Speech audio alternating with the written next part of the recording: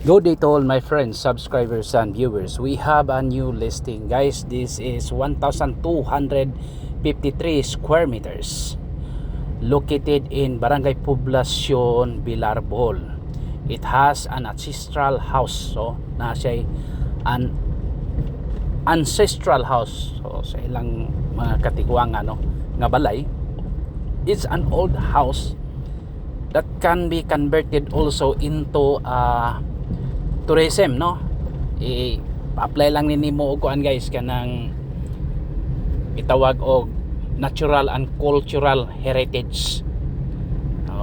Pwede siya kay 50 years man ang gi-require ana. So pwede siya ma-apply og ingonaan na nga kuan din. I-convert na nimo og business. Kay nindot kay ni nga lugar, guys, kay it's along highway, then pwede nimo ma-business, can be converted into a commercial nya na may old house. Pwede nimo ni himuon og tourism, no? Nindot kay ni kay pabor dool sa Tarsier Sanctuary, dool pod sa town proper na other tourist destination, no? Along the way sa gikan ka sa north, gikan na ka Chocolate Hills, pwede ra gyud siya, no? Nindot kayo, ang porma sa yuta is square gyud ang porma sa yuta. 37 meters wide frontage, more or less lang, guys. Kay ako ni gisukod, nagdadyo kog metrosan, ako ni siyang gisukod.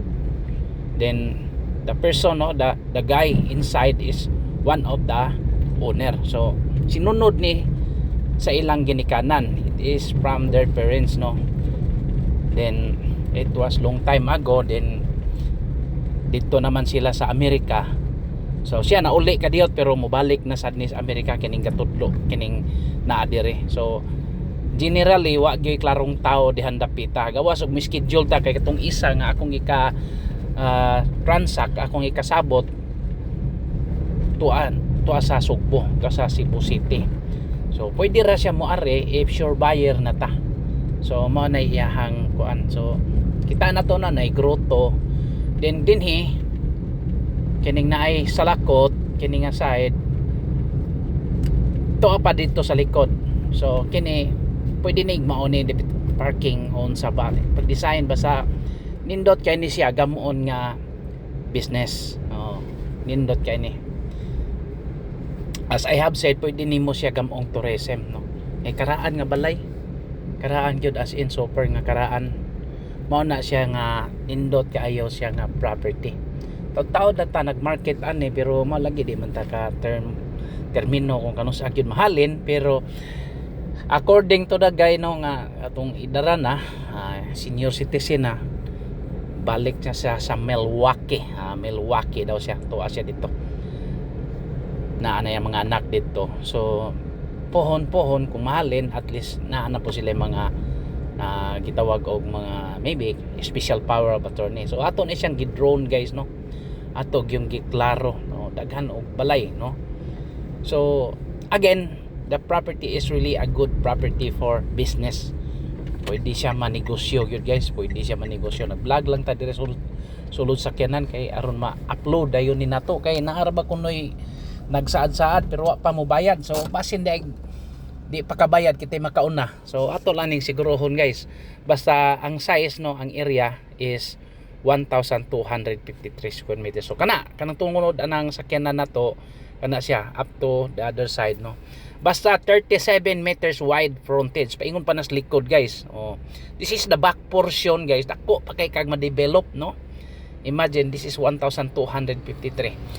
So pwede siya commercial, pwede gani himuon ning mga any kinds of kanang for example hotel yun, no, hotel and restaurant, pwede gyud dire.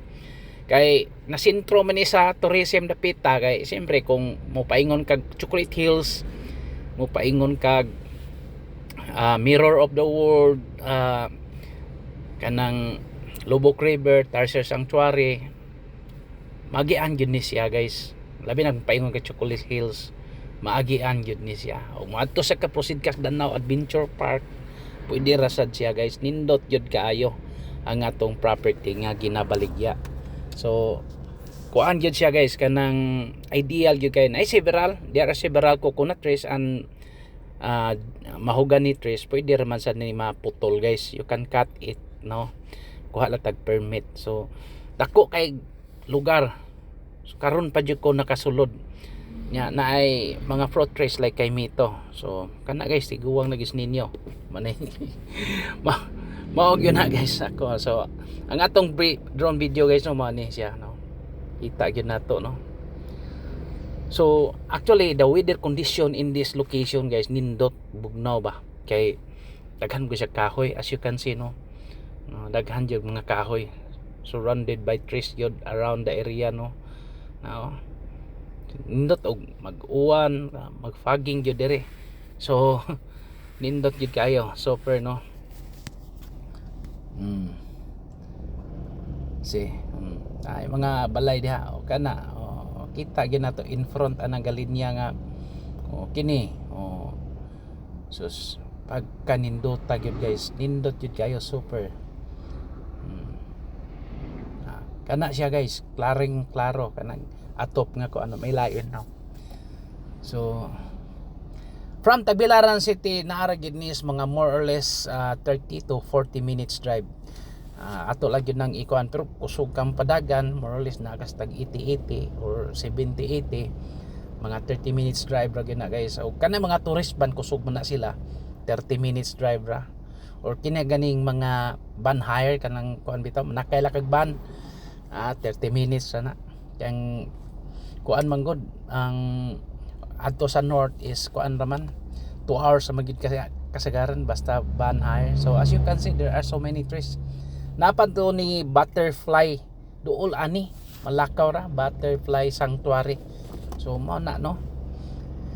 So pagkanindot yun nga property guys. So as for me, no, if you have some plans, no, nga ato ning tarungon or maka business ta, nindot yun ni nga location. Himo ba kag cafe, standby areas, mga tourist, pwede gid kayo. Kay sa Bohol man gud guys, umikan sa kadaghan sa tourism area sa Bohol, tourist destinations. It take around, according to my friend nga driver og tourist van, kanang 5 days, 5 ka adlaw hurot-hurot na di pa gyud na hurot. So kung gusto kag mahurot, 5 to 10 days gyud gusto ka maadtuan nimo tanan, kay daghan kay siya nya, presko ang hangin, very fresh air. So actually kung you can buy this and convert this into a residential house, okay sad kaayo guys. Mao na, kita man nimo kay ang atop good kay kuan kanang brown na may sa taya sa kuan ba, sa again guys, pwede ni buhaton nga natural and cultural heritage house. Okay, nakita man nato sa Google, no, basta 50 years 1944 man niya, samantaron 2026 perting pasara mga 82 years na ning balaya, no. See, pertig yung pagkanindota. So imagine asa ka mangita na 37 meters wide frontage. Lot area is 1,253 square meters.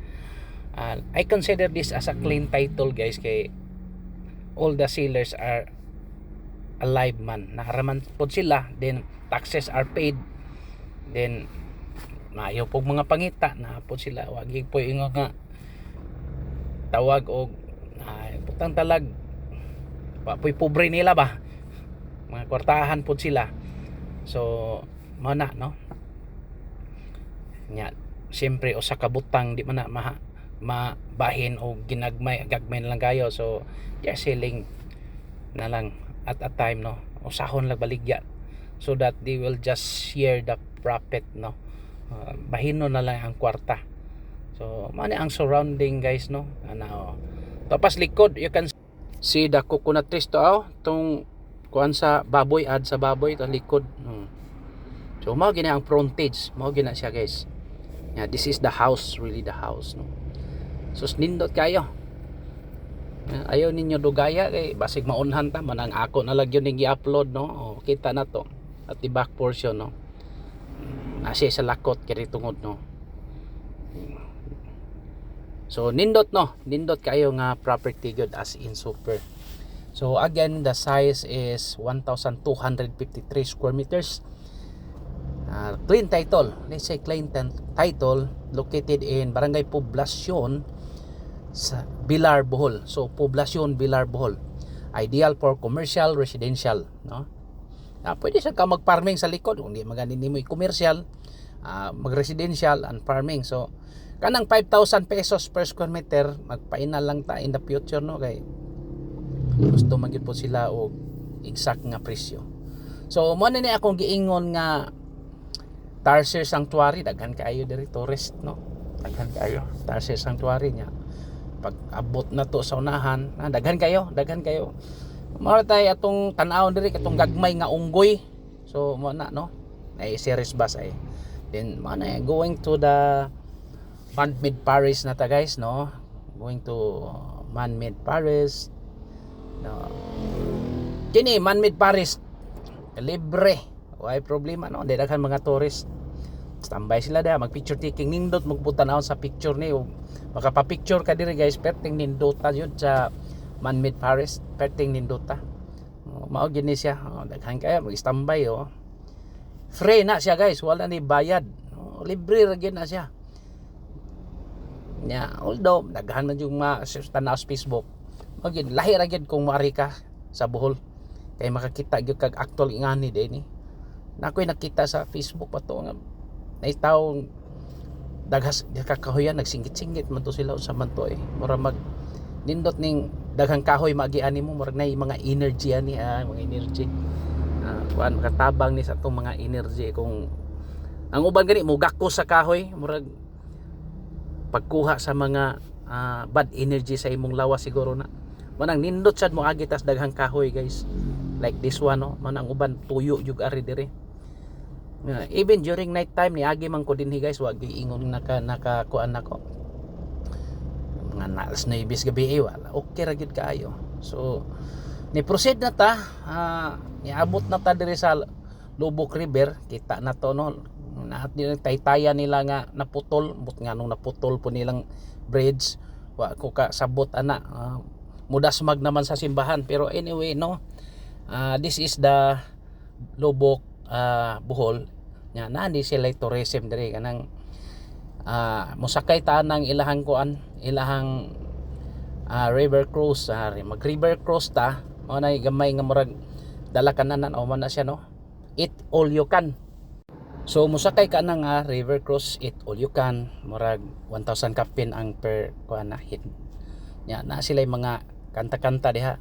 So murag paingon na siguro pauli, murag mao ang kanta magbalik-balik, no, balik sa Bohol, balik. So ingana ang kuan kanta. So mo na pormasyuta guys, thank you.